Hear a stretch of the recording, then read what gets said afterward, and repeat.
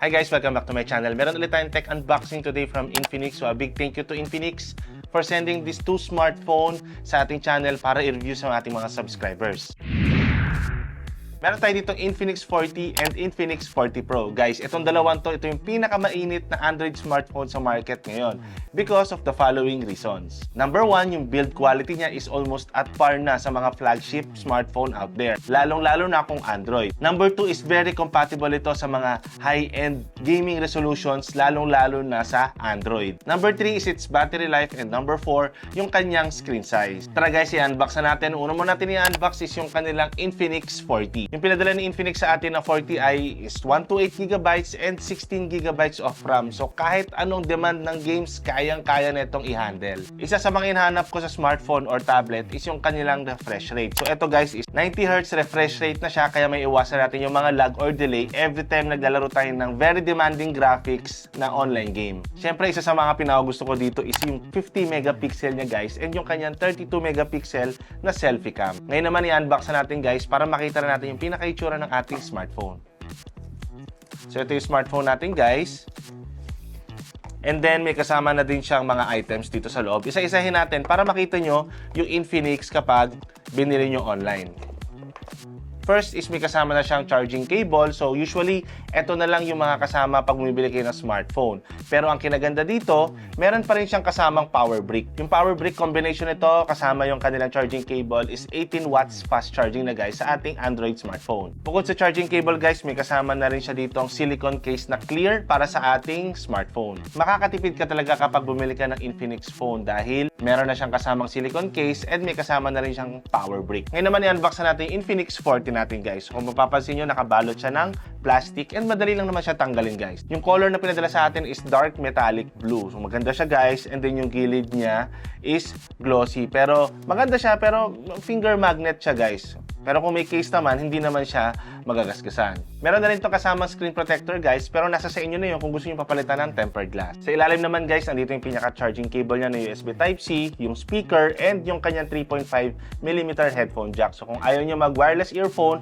meron kayong 3.5mm na wired earphones, pwede nyo pa rin itong gamitin. Or kung may headphones kayo na di 3.5mm pa, pwede nyo dito isaksak sa inyong Infinix 40i. Yung screen size pala nito guys is 6.6 inches, no? So malaki siya guys. Ang ganda nito pang gaming kasi hindi ka na mahihirapan tignan yung mga online games na nilalaro mo. And then yung resolution ng ating Infinix 40i is 720p. So ito na yung pinaka-unboxing natin ng Infinix 40i guys. Ngayon naman i-unbox natin yung kanilang Infinix 40 Pro. Itong Infinix 40 Pro guys, powered by Helio G99 gaming engine na siya. So pang gaming talaga tong Pro version nila guys, dahil I believe mas maganda yung specs nito, mas mataas yung camera version nito, and yung pinaka screen size and resolution niya is mas superior kumpara doon sa kanilang standard version na 40i. Yung pinaka portrait cam nito guys is 108 megapixel. So imagine pag gagamitin nyo yun, makikita na yung mga pores natin every time na gagamitin natin yung kanilang portrait cam. First impression ko is mas may weight ito compared sa 40i ni Infinix. And then ito naman yung silicone case siya guys. So yung difference kanina is clear silicone case yun. Ito, silicone case siya pero mas makapal siya and color black siya. Meron din siya ditong embossed na camera cut sa kanyang pinaka-case. May nakasulat din dito na Booyah Now, Infinix Free Fire, yung pinaka-branding ni Infinix nakalagay dito sa kanilang silicone case. And then yung loob niya is parang spigen yung style niya, no? May honeycomb siya dito para hindi magasgas during impact or hindi mag-dent during impact na malaglag natin yung ating Infinix 40 Pro sa labas. Siyempre, may kasama na rin itong SIM ejection tool, warranty paper ng ating Infinix Pro, and siyempre, may kasama pa rin siyang power brick and charging cable. So, itong power brick na to guys, up to 33 watts fast charging ito compared sa 18 watts ng ating 40i. So, mas mabilis ka mag-charge dito. Mas malaki yung power brick niya compared dun sa 40i. And then, ito na yung Infinix 40 Pro natin. Medyo may bigat siya guys compared dun sa Infinix 40i. Yung color na pinadala sa atin guys is light blue pero may iridescent color siya. Depende sa angle kung saan mo siya titignan. Start tayo dito sa likod guys. Andito yung camera niya na merong 108 megapixel. Maganda yung quality na ginamit dito, no? Hindi siya yung mga cheap China phone na nakikita natin sa ibang brand.